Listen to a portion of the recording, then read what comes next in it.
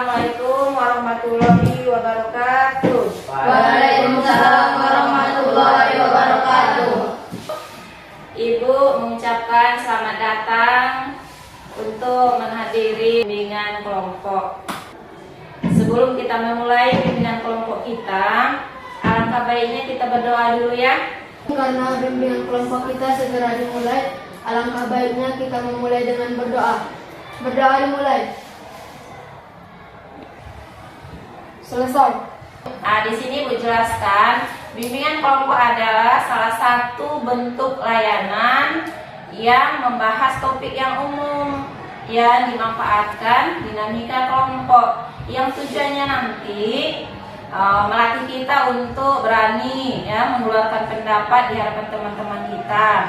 Yang seterusnya melatih kita untuk membina keakraban di antara teman-teman dalam satu kelompok. Melatih kita untuk bisa mengendalikan diri di dalam kegiatan kelompok. Yang terakhir itu kita bisa mencari solusi dari topik yang kita bahas secara berkelompok. Di dalam bimbingan kelompok ada yang namanya nanti tahapan. Ya, ada 4 tahapan yang harus kita lalui. Yang pertama itu tahapan pembentukan. Yang kedua ada dia tahapan peralihan. Yang ketiga tahapan kegiatan. Yang keempat dia tahapan pengakhiran. Di dalam bimbingan kelompok ada juga yang namanya asas-asas. Asas itu antara lain kesukarelaan. Kita sendiri yang memberikan pendapat kita. Di baru asas keterbukaan. Kita terbuka, bersikap terbuka, memberikan pendapat kita. Yang terusnya itu kita menjaga yang namanya etika, itulah asas kenormatifan. Misalnya kita ingin memberikan pendapat, kita tunjuk tangan dulu. Kalau memang udah disuruh menyampaikan pendapatnya, ya silahkan. Topik yang kita bahas di sini untuk kesempatan kita kali ini meningkatkan budaya membaca pada diri siswa. Kamu tahu nggak sih kalau Wakil Presiden pertama Indonesia, Bung Hatta, punya lebih dari 30.000 koleksi buku? Nah, kalau kamu sendiri udah berapa buku yang kamu baca sampai hari ini? Buku adalah jendela dunia. Pasti kamu udah bosan sih dengar kalimat tadi, tapi kamu harus sadar nih kalau itu benar adanya. Sebelum kita bahas lebih lanjut manfaatnya, kenalan dulu yuk sama beberapa tokoh besar yang nggak bisa jauh dari buku, karena sadar betapa pentingnya manfaat dari membaca. Pertama ada Bill Gates, dengan total bacaan 50 buku dalam waktu setahun. Kedua ada Mark Zuckerberg, yang selalu ngebaca 1 buku baru setiap 2 minggu. Ketiga ada tokoh nasional Indonesia yaitu Bung Hatta, yang punya 30.000 koleksi buku. Keempat ada Warren Buffett, seorang miliarder yang ngabisin 80% waktunya dalam sehari buat ngebaca buku. Kelima ada Anthony Robbins, yang pernah baca 700 buku dalam kurun waktu setahun. Bayangin deh, di tengah kesibukan beliau-beliau ini, mereka masih menyempatkan diri buat terus ngebaca buku dengan jumlah bacaan yang banyak pula. Jadi, harusnya nggak ada alasan buat kita untuk malas baca buku ya, geng? Apalagi kalau kamu tahu banyaknya manfaat dari membaca buku berikut ini. Yang pertama, pastinya meningkatkan kecerdasan.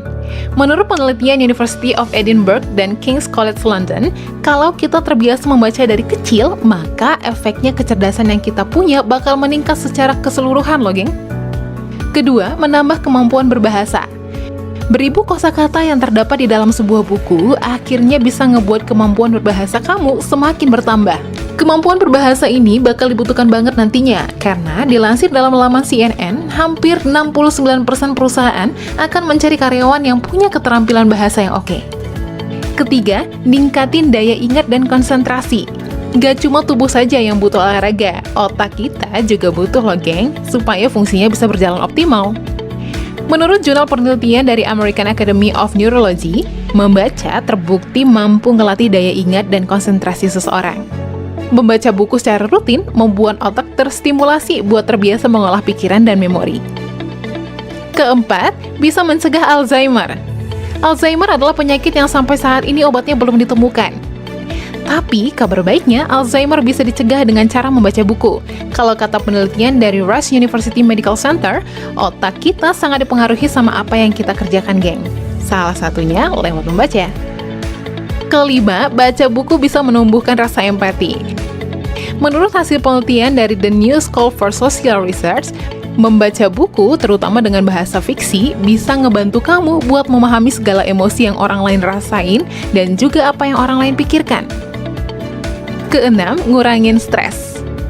Sering stres karena berbagai tuntutan, ternyata baca buku bisa jadi obatnya. Menurut penelitian dari University of Sussex, ternyata membaca punya pengaruh yang signifikan dalam mengurangi stres.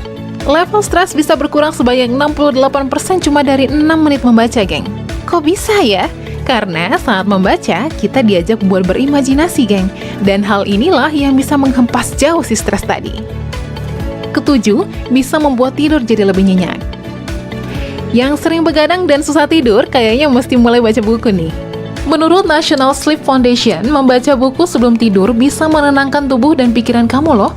Dan hal inilah yang bisa ngebuat tidur kamu jadi lebih nyenyak. Nah, itulah berbagai manfaat yang bisa kamu dapetin lewat membaca buku, geng. Menurut anak-anak ibu, kenapa kita penting membaca? Siapa yang mau memberikan pendapatnya? Silakan. Mengasah daya ingat, ya. Ada lagi? Silakan. Menambah kosakata. Silakan. Meningkatkan kinerja otak. Iya, meningkatkan kinerja otak. Untuk menambah wawasan. Iya, menambah wawasan dan tambah luas ya. Menambah pengetahuan. Silakan. Menghilangkan stres. Menghilangkan stres. Seminggu ini ada nggak kalian membaca buku selain buku paket? Buku apa yang dibaca? Komik. Seminggu ini ada nggak kalian ke perpustakaan meminjam buku? Nggak ada ya. Ayo tanya, kalau di rumah dalam seminggu ini udah berapa kali kalian memainkan handphone kalian? Ya sangat sering ya. Kalau dibandingkan dengan buku, mana bandingannya? 1:10. Berarti dari pernyataan kalian, anak-anak ibu, minat membaca kalian itu masih sangat rendah. Kalau boleh tahu ya, menurut kalian apa itu faktor-faktor penyebabnya sehingga rendahnya minat membaca kita? Ya silakan. Buku yang dibaca tidak dipahami maknanya dan tidak bisa membuat kesimpulannya. Iya, buku yang kita baca itu kita tidak tahu apa artinya, apa maknanya, dan kita tidak bisa menyimpulkan.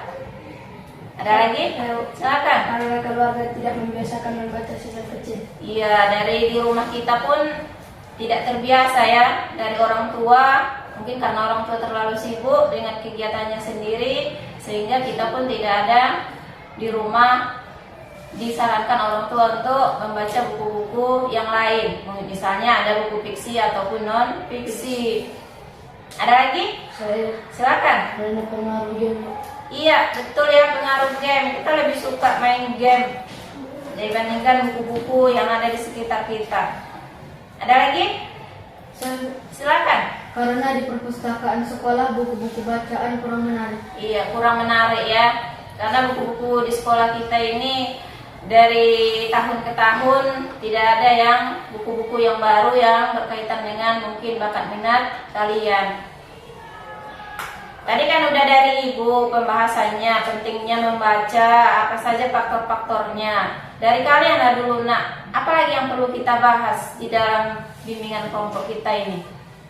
Saya, Bu. Ya silakan. Menurut saya yang perlu kita bahas adalah apa akibat jika kita malas membaca buku. Iya, apa akibatnya kalau kita malas membaca buku?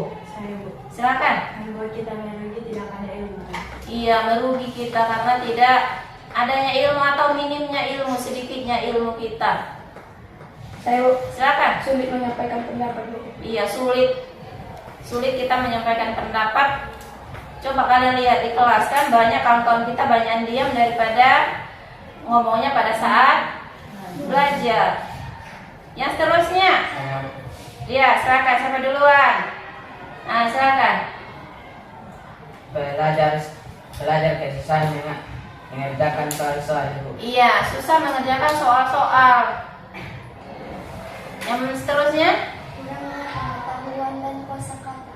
Iya, kosakata kita, bahasa kita, perbedaan bahasa kita itu sedikit. Silakan. lambat waktu belajar. Lambat dalam belajar.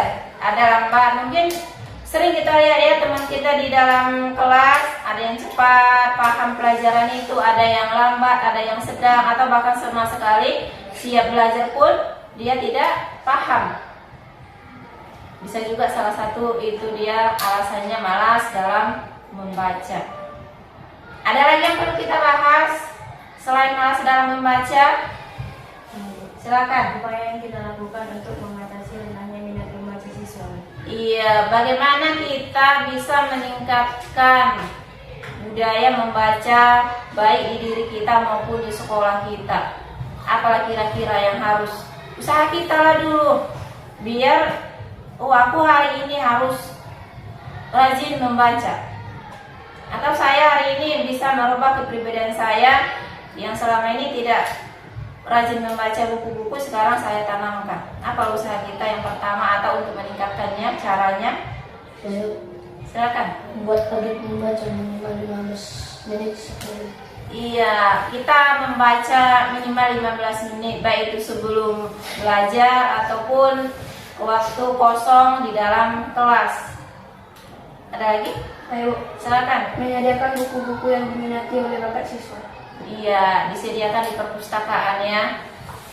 Yang seterusnya, Saya silakan. mengaktifkan mading sekolah, Bu. Iya, kita aktifkan mading sekolah kita. Ya, itu nanti dari kita ya, kita aktifkan mading itu. Ada lagi? Membuat pojok membaca di dalam kelas. Iya, di dalam kelas kita buat yang namanya pojok baca. Misalnya kita buat di situ rak buku, ada 32 siswa dalam satu kelas. Nanti kita buat satu siswa itu ada buku yang ditaruhnya di rak buku itu. Pada saat jam kosong bisa kita ambil, ya, bisa kita ambil bukunya, bisa kita pakai, tapi dijaga. Yang terusnya ada lagi? Silakan. Membiasakan diri membaca selain mata pelajaran baik di sekolah maupun di rumah. Iya, jangan buku pelajaran itu aja yang dibaca, banyak lagi ilmu di buku-buku yang lain. Untuk kedepannya apalah rencana kalian kira-kira? Rencana saya kedepannya, karena menurut saya pentingnya membaca begini. Ada? Silakan. Membaca satu judul buku selama 1 bulan dan hasil bacaannya ditempelkan di mading. Itu rencana dia ya. Itu berarti masih rencana yang berkaitan dengan sekolah. Silakan. Rencana saya meminjam buku dari perpustakaan dan meringkasnya dan membuat kesimpulannya. Setelah itu ditempel di mading sekolah. Iya. Iya. Sering mengunjungi perpustakaan di sekolah. Iya, sering mengunjungi. Itulah rencana. Bukan, mulai hari ini saya harus sering mengunjungi perpustakaan. Rencananya saya, Bu, nanti saya mengurangi yang jam main HP, saya ganti dengan membaca buku. Ada lagi? Iya, silakan. Isi waktu kosong untuk membaca buku. Iya, isilah waktu kosongmu dengan membaca buku. Jadi sekarang Ibu tanya, untuk minggu ini siapalah yang mau menempelkan hasil bacaannya di mading? Kita yang mau? Iya, berarti dari kelas berapa ini? Kelas 71. Iya, 71 duluan ya.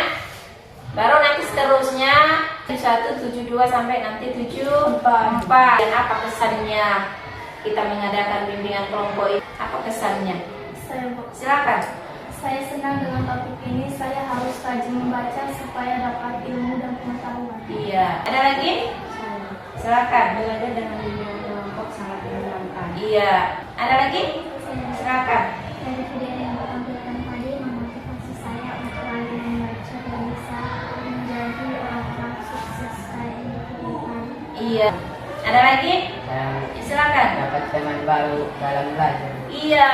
Oke, Bu. Tapi sebelum kita berdoa, Ibu membagikan dulu yang namanya evaluasi hasil dari bimbingan kelompok kita.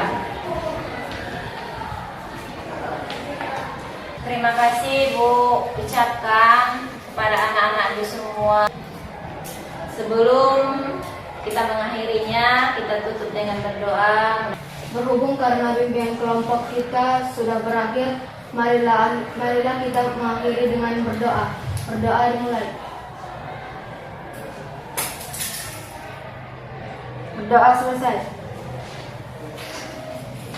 Ibu ucapkan Assalamualaikum warahmatullahi wabarakatuh. Waalaikumsalam warahmatullahi